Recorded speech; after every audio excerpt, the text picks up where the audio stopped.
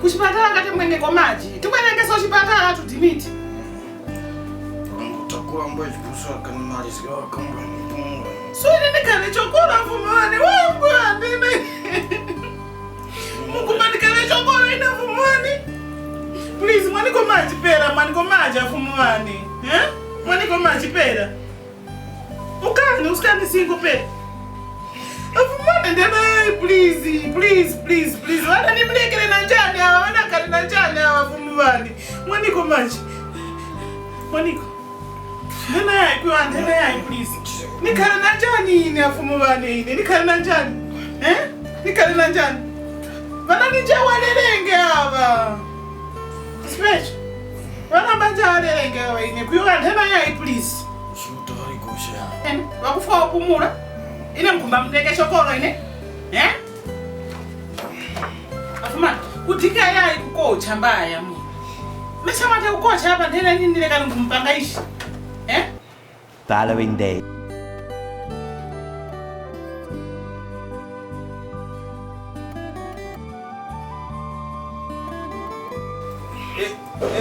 Zara. Zara. Ndio uzuru. Yes. Njira waninga ugali.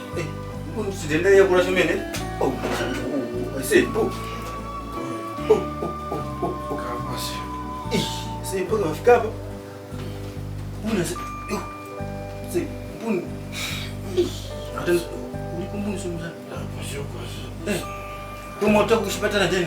Kauta mayo na nyena. Tuzikanchivishitanga kushipatana kumwawererera kuvangu vaone. Makazi wa makwara. Bali makura ya mlango. Kwambe wanipusikanga mwena na nyatuleti kutikoni wana matenda so. Wakawanayo so. Ya mzana yuko kunikira mlama wala na ogana isi mlamu kunika mukuru sio na huyu. Kazi mkana nyumba mbona para utuoneka huyu. Ya ikwenda na mzana hiyo ndio kwenda wengi kwa sababu anagazo yote na shoto wa chishira na usiku. Kuoneka kwake kuona mwana mwangu. Amna mamuna mimi sio mungu muona mungu wote hizi. So hiyo mzana hapa ngopaliranga. Huyu mwana kazi mbole muleki ukampulikanga cha. Ase ufuma kutanga. Ngopalanga kwenda mzana kugindi ndiona. Tukindingi makola. Bona. Sungena wena hapa yone ukandura makula kuti ati kachizeni. Kwinga uparanga tikachezgengi nganga uparanga mbambumba wangeti mbambumba umayakani iwe meso kati mwanga vima biki wakora ngopaliranga yes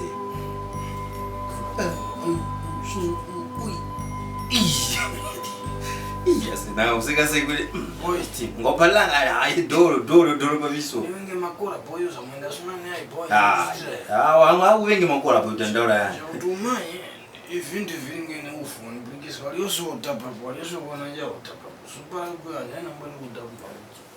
ya ndakamza ko njira inga upaliranga boyi mwakasuya yuko kulikanga makola ko weka mboka panga ngopalira duli memorera wali makola yayi ngopalira yi ungalisambizika vichi wezo boyi ngasambizika vichi akatumba usuko ngasambizika vichi azifu sono ndumba usuko ngwanona okumena kuti muntu la isoro muntu la ukanifikira pana ndini kufa tu ukanitasa so kati nindeke uli muntu. ya kwani ngona ati ujeni na genuine ndio kama makola ile chakona ndio wali kunanga msa Kwa uli vane wali pano tu. Kaimu, mkuu, mwizira kuzakaona arwali, ora mwizira kuzakanena arwali.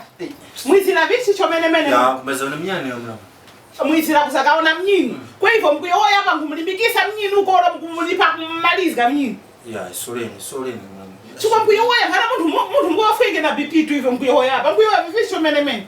ninaona ngati tikati apata sangata ni kuchukizika kucheza so Yeah, please. Nyamkani utaninge, mkani wazikira afumane please. Afumane mpateni.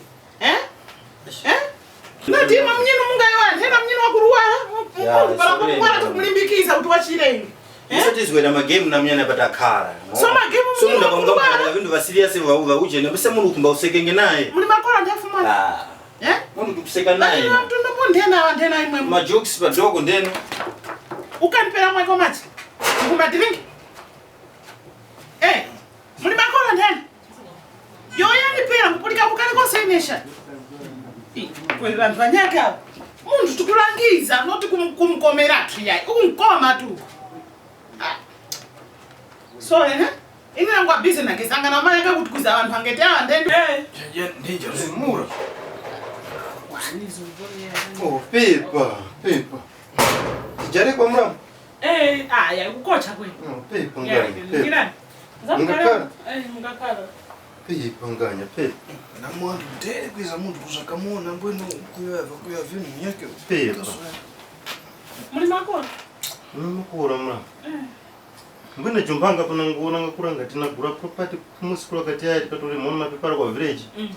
Mfuma kura mungu kumana mnyani para zungu. Kwa ufuma ngope yake na ngori nja kuti ukurungoto kutaya. Na kuona nga mnyani. Mnyani vimakora cha. Kwa wati matenda hezi yako.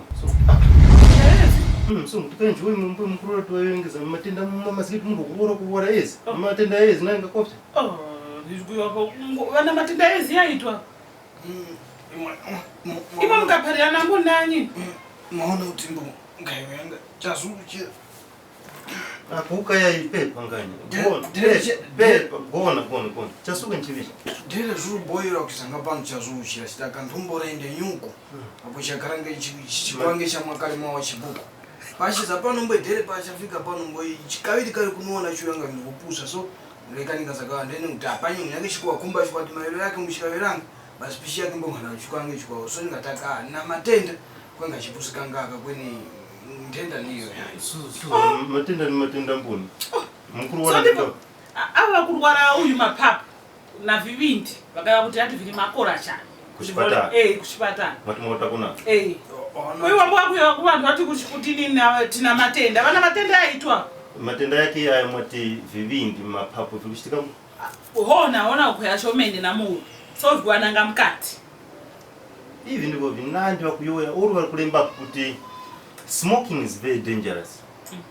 Vinu vira para wabema mkuona vazungu wakubema mungu yake wakuruwara cha vandu vara vana ndarama vati mutorenge mwaka ndena kuti mbwe kutakati beme na sitibeme vara vakutikanga every month wakapopeskanga para josi razura munhumbu muri kunanga chiri chose muona kwa kututa kubanika ungatutahe para mapapu ya kuchita uyu so kuchipatara mbango wimbo vati pasako mangwala vakuti vamwengeswa kamaji chomene mungi kuma chomene akusatira wose vakukana ndipo maji vakana Pepa nganya Pepa kutandaura ya hiyo ndenda yakuti para iwo orondezwa kamarangizo ari kuya kuchipatara ni ndenda ya ina varamba doctor ndio chuta sono wachivi pano pachacha pasi para uri munyane so kurangiza kuno mkwange mkupitirira na so muntu Pepa ichi nkumba ni kuti tina matenda muntu chintu kushimaka embu Pepa nganya ichi nakumani kukareni ichi rondezga ivi madokta ari kuyowa